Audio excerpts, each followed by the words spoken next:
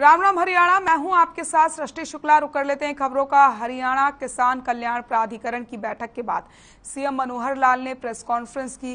किसानों को नई तकनीक से जोड़ने और उनकी फसलों की मार्केटिंग संबंधित मुद्दों को लेकर के चर्चा की गई। तो किसानों को तकनीक से जोड़ा गया।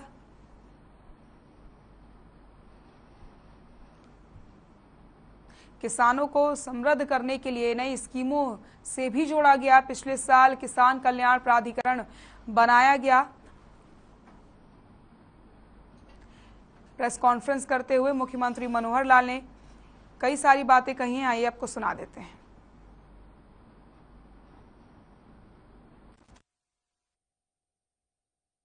देखिए, किसान कल्याण प्राधिकरण इस नाते से एक नई संस्था ने पिछले वर्ष बनाई थी और उद्देश्य किसान कल्याण प्राधिकरण का यह है कि किसानों को किस प्रकार से जो आज नई टेक्नोलॉजी के हिसाब से खेती, उनकी मार्केटिंग, क्या क्या फसलों के हिसाब से उनको कैश क्रॉप के नाते से ज़्यादा लाभ हो सकता है, इनकम कैसे बढ़ सकती है, तो इस प्रकार की एक प्राधिकरण की व्यवस्था हमने की थी। देखिए पहली बात तो यह है कि संसदीय मर्यादाएं ये रखना बहुत जरूरी है और जब भी कोई संसदीय मर्यादा को तोड़ करके किसी प्रकार की भाषा का उपयोग करेंगे तो संसद में तो उनको जवाब दिया ही जाएगा, बाहर भी दिया जाएगा, पार्टी के नाते दिया जाएगा, लोग भी जवाब देंगे।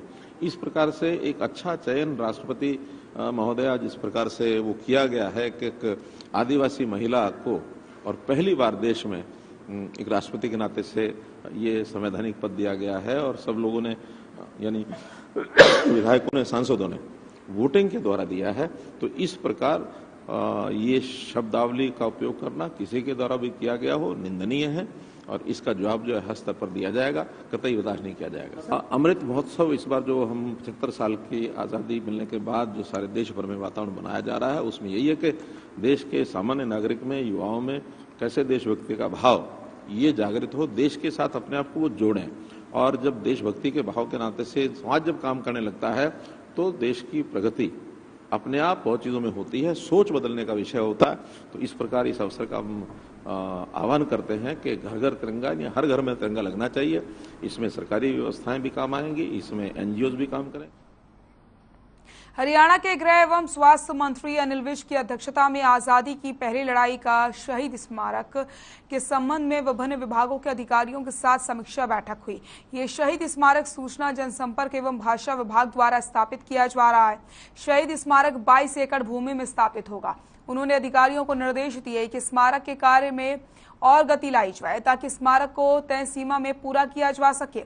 स्मारक में विभिन्न कलाकृतियां, आर्ट, लाइट एंड साउंड इत्यादि के माध्यम से लोगों को स्वतंत्रता सेनानियों की वीर गाथा से आम जनता को रूबरू कराया जाएगा। बैठक में ये भी जानकारी दी गई कि स्मारक में ओपन एयर थिएटर भी बनाया जाएगा जिसमें हरियाणा सरकार की उपलब्धियां दिखाई जाएंगी और लाइट एंड साउंड शो का भी प्रावधान होगा।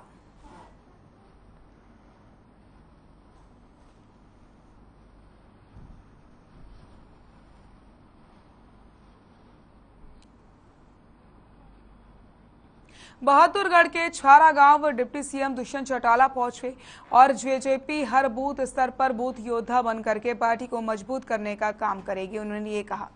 इसके अलावा किसानों को उनकी खराब फसल का मुआवजा गिरदावरी के बाद दिलवाया जाएगा।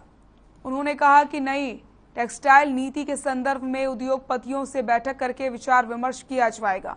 साथ ही निकाय चुनाव के बाद अब पंचायत चुनाव को लेकर पंचायती प्रकोष्ठ की एक बैठक भी बुलाई जाएगी जिसमें चुनाव की रणनीति तैयार की जाएगी। आगे उन्होंने कहा कि जेजेपी ताऊ देवीलाल की नीतियों पर चलते हुए कार्य कर रही है और उनके द्वारा कराए गए कार्यों से प्रेरणा ली जा रही है।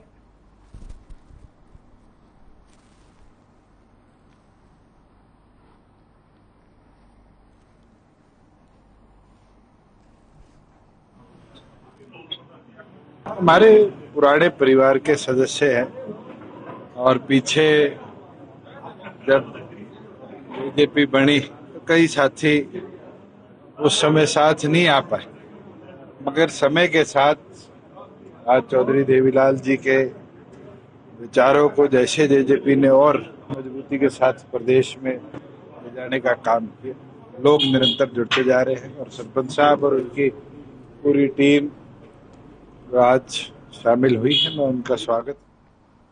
डिप्टी सीएम दुष्यंत चौटाला पानीपत दौरे पर रहे। इस दौरान दुष्यंत चौटाला ने पीडब्ल्यूडी रेस्ट हाउस का उद्घाटन किया और नंबरदारों को मोबाइल बांटे। उन्होंने रेवड़ी कल्चर पर खुलकर बातचीत की और कहा कि रेवड़ी कल्चर नहीं, ये टेक्नोलॉजी से लैस करने का सिस्टम है। साथ ही बताया कि हरियाणा ने ई-रुपए की तरफ पहला कदम बढ़ाया। ई-रुपए के माध्यम से करीब 17,000 नंबरदारों को मोबाइल मिल चुके हैं। वहीं कांग्रेस के चिंतन शिविर में कांग्रेस हरियाणा प्रभारी विवेक बंसल को नहीं बुलाए जाने पर भी डिप्टी सीएम दुष्यंत चौटाला ने कहा कि कांग्रेस की चिंता में हर रोज एक चिंता है।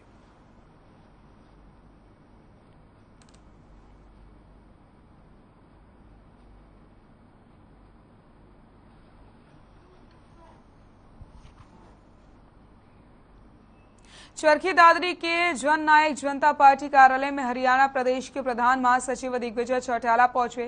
दादरी पहुंचने पर दिग्विजय सिंह चौटाला का कार्यकर्ताओं द्वारा जोरदार स्वागत किया गया।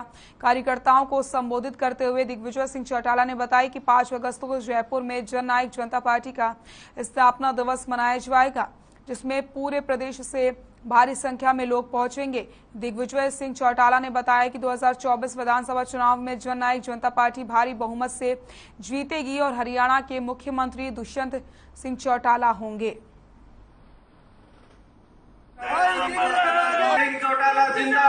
स्थापना दिवस रणघोष के रूप में जयपुर में, राजस्थान में हम मनाने जा रहे हैं। उसका निमंत्रण न्योता लेकर मैं मेरे जिले में आया हूं और मुझे उम्मीद है दादरी की जनता जैसे युवा साथी पहले भी ज्यादा जोश से गए हर कार्यक्रम में, इस बार भी ज्यादा संख्या में जयपुर में दादरी के साथी नजर आएंगे। रही चुनाव की बात, चुनाव के लिए हम इस 5 अगस्त के बाद सभी वाइस चांसलर्स को ज्ञापन सौंपेंगे। मैं स्वयं जाकर के महामहिम राज्यपाल जी से मुलाकात करूंगा। डायरेक्ट चुनाव हो, प्रत्यक्ष चुनाव हो, उसकी हम वकालत करेंगे और उसके बाद चाहे मुख्यमंत्री जी से मिलना पड़े और विधानसभा में भी इस विषय।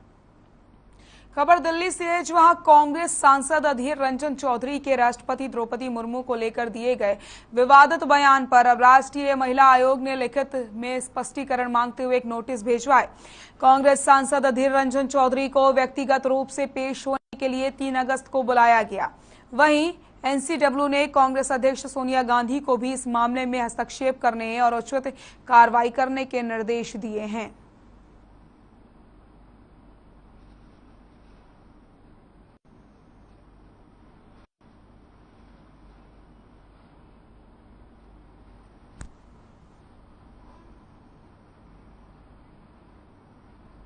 खबर भिवानी से है, जहां राष्ट्रपति द्रौपदी मुर्मू पर कांग्रेस नेता की ओर से की गई टिप्पणी पर सभी बीजेपी जिला कार्यकर्ताओं ने विरोध जताते हुए अधीर रंजन चौधरी का पुतला फूंका और रोहतक गेट पर नारेबाजी करते हुए रोष प्रकट किया। कार्यकर्ता ने कहा कि कांग्रेस राष्ट्रपति से माफी मांगे। इसी बीच बीजेपी कार्यकर्ताओं ने कहा कि कांग्रेस नेता अधीर रंजन चौधरी ने राष्ट्रपति पर जो टिप्पणी की है, हम उसकी घोर निंदा करते हैं। उन्होंने कहा कि महिलाओं के सम्मान में बीजेपी मैदान में महिलाओं का अपमान नहीं सहेगा हिंदुस्तान।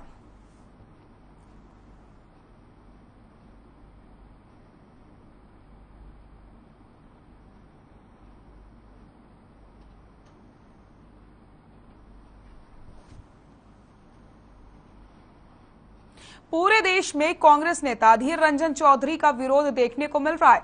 सड़क से लेकर सदन तक हर जगह हंगामा हुआ। वहीं करनाल में बीजेपी के नेता सड़क पर उतर आए और कांग्रेस के खिलाफ प्रदर्शन करते हुए जमकर नारेबाजी की गई। आपको बता दें, कांग्रेस नेता अधीर रंजन चौधरी ने राष्ट्रपति द्रौपदी मुर्मू पर विवादित टिप्पणी की थी, जिसके बाद से ये हंगामा शुरू हुआ। बीजेपी के नेताओं का कहना है कि हमारे देश के सर्वोच्च पद पर वो हैं और ऐसे में अगर उनके खिलाफ ऐसी अभद्र भाषा का इस्तेमाल होगा तो ये शोभनीय नहीं है।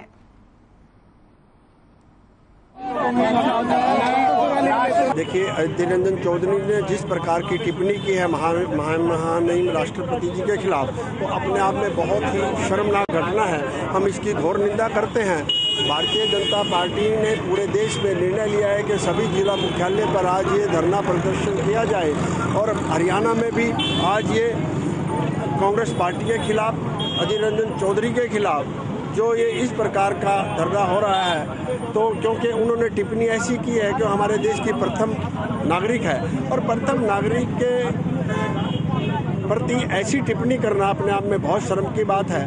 इस तरह से एक कांग्रेस के नेता ने देश के सर्वोच्च पद पर विराजित हमारे राष्ट्रपति महोदय का जिस वजह से अपमान किया, उसके लिए कार्यकर्ताओं में एक रोष है कि किस तरह से उन्होंने देश के पूरे देश का अपमान किया है, महिला जाति का अपमान किया है, हम गरीबों का अपमान किया है। जिस तरह से उनकी एक सोच है, घटिया सोच है, तो सभी कार्यकर्ता ये चाहते हैं कि वो अपनी मुखिया के साथ आए और संसद में उनसे माफी। यमुनानगर में बीजेपी कार्यकर्ताओं ने कांग्रेस नेता अधीर रंजन चौधरी के खिलाफ नाराजगी जाहिर की। राष्ट्रपति द्रौपदी मुर्मू पर दिए गए विवादित बयान पर अधीर रंजन हर तरफ से घिरे हुए हैं। बीजेपी के जिला अध्यक्ष राजेश सप्रा के नेतृत्व में कांग्रेस के खिलाफ प्रदर्शन किया गया और अधीर रंजन चौधरी का पुतला फूंका गया। मीडिया से बातचीत करते हुए राजेश सप्रा ने कहा कि कांग्रेस की मानसिकता इसी तरीके की है।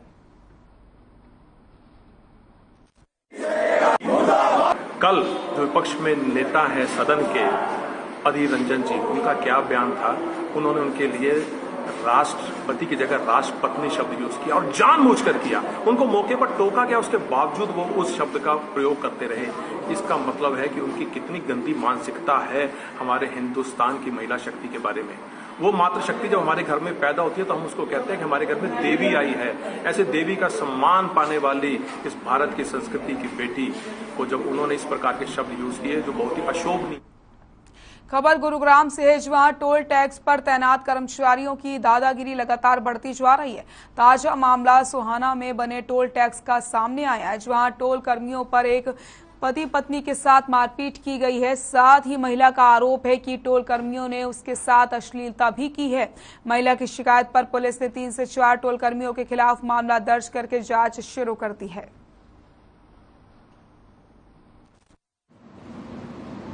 पति की शिकायत है कि भी वो वहाँ पे टोल पे जा रहे थे और उनकी गाड़ी को रोका, उन्होंने आगे जाने की कोशिश की तो उनके साथ मारपीट की और उसके साथ जो है ना अश्लीलता भी की गई।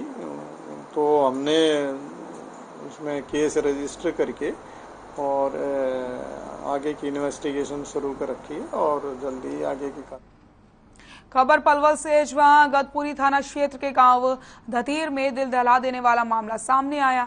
आपको बता दें कि बीती रात सुनील नामक एक शख्स ने अपनी पत्नी से नाराजगी के चलते पत्नी के साथ मारपीट की और फिर बेटे को गोली मार करके लहूलुहान कर दिया और उसके बाद खुद को गोली मार करके मौत के घाट उतार दिया। दरअसल मृतक के बेटे के कंधे में गोली लगी, जिसे इलाज के लिए फरीदाबाद के निजी अस्पताल में भर्ती कराया गया, जबकि आरोपी सुनील की घटना स्थल पर ही मौत हो गई थी। वहीं घटना की सूचना मिलने पर मौके पर पुलिस पहुंची और पुलिस ने शव को कब्जे में लेकर पोस्टमार्टम के लिए भिजवाया और परिजनों को शव सौंप दिया है। हाँ सुनील, जो मैसेज बना कर आगरा के मामा की छोरा की घर वाली थी। उसके बाद में अब जैसे वहाँ से तीर से आया तो मेरे पास में फोन भी आया है इस घरवाली का ही। तो हमारे मैसेज ने बात करी है, हमारे मैसेज से स्पष्ट कही है, सभी करो फोन था, मैं सुन रहा हूँ सामने। जब कहिए जिस दिन दत्तीर आ जाएगा उसी दिन इसको ख़त्म करवा दूँगी और नाम लेकर और ये बोला कि बच्चे भी ख़त्म करवा दूँगी। मैं बच्चे को फरीदाबाद में क्राइम का ग्राफ लगातार बढ़ता जा रहा है, जहां आरोपी बेखौफ होकर के संगीन अपराध कर रहे हैं। महिलाएं भी सुरक्षित नहीं है। ऐसे में ताजा मामला सामने आया है, जहां बेल पर बाहर आए युवक ने फरीदाबाद में युवती के साथ दुष्कर्म किया और उसका अश्लील वीडियो बनाकर युवती को बार बार ब्लैकमेल किया गया। इस अपराध के आरोपी युवक को पुलिस ने गिरफ्तार कर लिया है। दरअसल पीड़िता के पड़ोस में 6-7 महीने पहले आरोपी युवक रहने आया था। उसने जबरन दुष्कर्म किया और आरोपी युवक ने युवती का अश्लील वीडियो वायरल करने की धमकी देकर युवती पर संबंध बनाने का दबाव डाला। पीड़िता की शिकायत पर महिला पुलिस एनआईटी की टीम ने आरोपी को सिविल अस्पताल बादशाह खान से गिरफ्तार किया। पुलिस ने बताया कि आरोपी पर राजस्थान में भी 376 आईपीसी के तहत मुकदमा दर्ज है। आरोपी 376 के मामले में बेल पर चल रहा है।